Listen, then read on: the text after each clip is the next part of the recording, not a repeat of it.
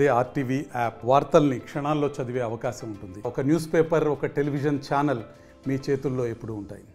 రాష్ట్రంలో గ్రామ పంచాయతీ సంస్థలు ఎదుర్కొంటున్న సమస్యల మీద ప్రభుత్వం దృష్టి సారించింది.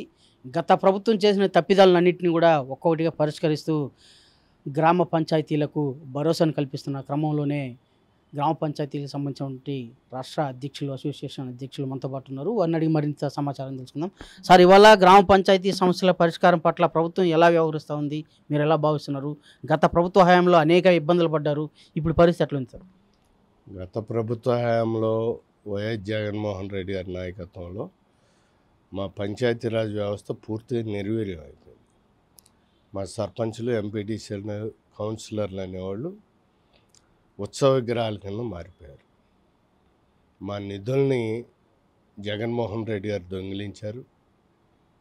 మా విధులు, అధికారాలని పూర్తిగా లాగివేసుకోవటం జరిగింది. ఆ రకంగా కోనారిల్లిపోయిన, భ్రష్టు పట్టిపోయినటువంటి మా పంచాయతీరాజ్ వ్యవస్థని, మా గ్రామ పంచాయతీలు కానివ్వండి, మండల పరిషత్లు కానివ్వండి, జిల్లా పరిషత్లు కానివ్వండి, లేకపోతే మున్సిపాలిటీలు, కార్పొరేషన్లు మరల పూర్వ వైభవాన్ని తీసుకురావాలని చెప్పి మేము నూతన ప్రభుత్వాన్ని, ముఖ్యమంత్రి చంద్రబాబు నాయుడు గారిని, అలాగే మా పంచాయతీరాజ్ శాఖ మంత్రి పవన్ కళ్యాణ్ గారిని మేము విజ్ఞప్తి చేయటం జరుగుతుంది. సరే, ప్రభుత్వం వచ్చి 3 నెలలు అయింది. అంతలో ఈ వరదలు, ఈ వరదలకు కూడా మేము మా వంతు సాయంగా మా సర్పంచులు, ఎంపీటీసీలు మేమందరం కూడా 1 నెల గౌరవ వేతనం 7,70,00,000 రూపాయలు మొన్ననే పవన్ కళ్యాణ్ గారికి అందించడం జరిగింది.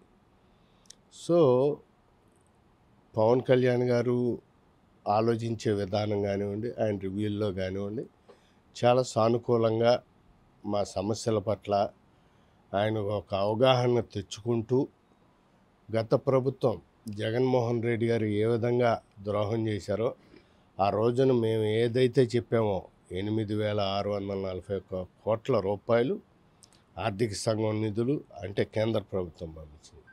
అలాగే కేంద్ర ప్రభుత్వం ఉపాధి హామీ కింద పంపించినటువంటి సుమారు 36,000 కోట్ల రూపాయలు ఈ రాష్ట్ర ప్రభుత్వం జగన్మోహన్ రెడ్డి గారు దొంగిలించి, దారి మళ్లించి తమ సొంత అవసరాలకి, సొంత పథకాలకి వాడుకున్నారు అనేది పవన్ కళ్యాణ్ గారికి, ముఖ్యమంత్రి చంద్రబాబు నాయుడు గారికి కూడా స్పష్టంగా అర్థమైంది.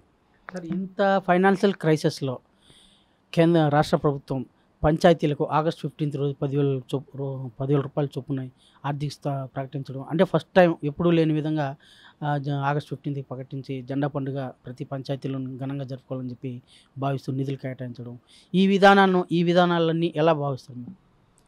అంటే అది సానుకూల దృక్పథంగానే రాష్ట్ర ప్రభుత్వానికి, చంద్రబాబు నాయుడు గారికి, పవన్ కళ్యాణ్ గారికి మా పంచాయతీల పట్ల సానుకూల దృక్పథం ఉంది. సమస్యలు పరిష్కరించే చిత్తశుద్ధి ఉందని చెప్పి మేము ఆశిస్తున్నాం, భావిస్తున్నాం. అలా కాని పక్షంలో మరల మేము మా ఉద్యమాన్ని నడపడానికి, రాష్ట్ర ప్రభుత్వం మీద పోరాడడానికి సిద్ధంగా ఉన్నాం. అందులో మరీ ముఖ్యంగా వాళ్ళు పరిష్కరించాల్సినటువంటి సమస్యల్లో గ్రామ సచివాలయాలు, గ్రామ పంచాయతీ వాలంటీర్ల సమస్య ఉంది. ఈ గ్రామ సచివాలయాలను తీసుకొచ్చి మా పంచాయతీల్లో విలీనం చేసి మా సర్పంచుల ఆధ్వర్యంలో పనిచేయించాలని చెప్పి మేము డిమాండ్ చేస్తాం. అలాగే గ్రామ వాలంటీర్లను రద్దు చేసి వాళ్ళ స్థానంలో పంచాయతీ వార్డు మెంబర్లని, ఎంపీటీసీలను పెట్టి పనిచేయించాలని మేము డిమాండ్ చేస్తాం.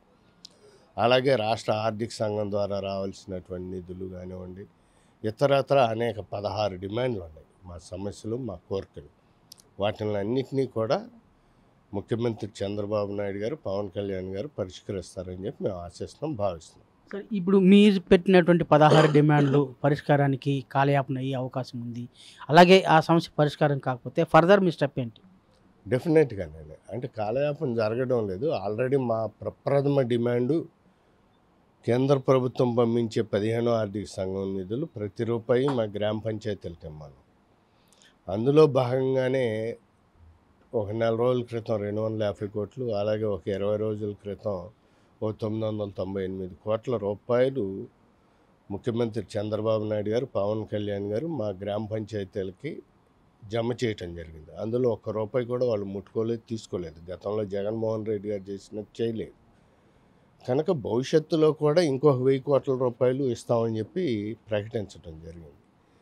దీన్ని బట్టి వాళ్ళు మిగతా సమస్యలు కూడా పరిష్కరిస్తారని చెప్పి ఆశిస్తున్నాం, భావిస్తున్నాం. ఆ రకంగా కనుక వాళ్ళు చేయకపోతే తప్పనిసరిగా గతంలో మేము ఏ రకంగా ఉద్యమం, ఆందోళన, పోరాటం చేసామో అదే రకంగా మా ఆందోళన కార్యక్రమాలు ఉంటాయి. అంటే పంచాయతీరాజ్ వ్యవస్థ బలోపేతమే కాకుండా అలాగే ఆర్థిక పరిపుష్టిని కల్పించే దిశగా రాష్ట్ర ప్రభుత్వం కృషి చేయాలి. పంచాయతీరాజ్లో పనిచేస్తున్నటువంటి గ్రామ పంచాయతీలో పనిచేస్తున్నటువంటి సర్పంచులు మొదలుకొని ఉద్యోగులందరికీ కూడా సమస్యలను పరిష్కరిస్తూ పంచాయతీరాజ్ గాంధీజీ ఆశించిన కళల సాకారం చేసే విధంగా ప్రభుత్వం కృషి చేయాల్సిన అవసరం ఉందని చెప్పి సూచిస్తున్నారు. ఒకవేళ ప్రభుత్వం స్పందించకుంటే మరో ఉద్యమానికి శ్రీకారం చుడతామని చెప్పి సైతం హెచ్చరిస్తున్నారు. వీడియో జర్నలిస్ట్ సాయితో రవి RTV తిరుపతి. మరిన్ని వీడియోస్ కోసం ఛానల్ ని సబ్స్క్రైబ్ చేయండి. లేటెస్ట్ అప్డేట్స్ కోసం వాట్సాప్ ఛానల్ ని ఫాలో చేయండి. అండ్ లింక్ డిస్క్రిప్షన్ లో ఉంది.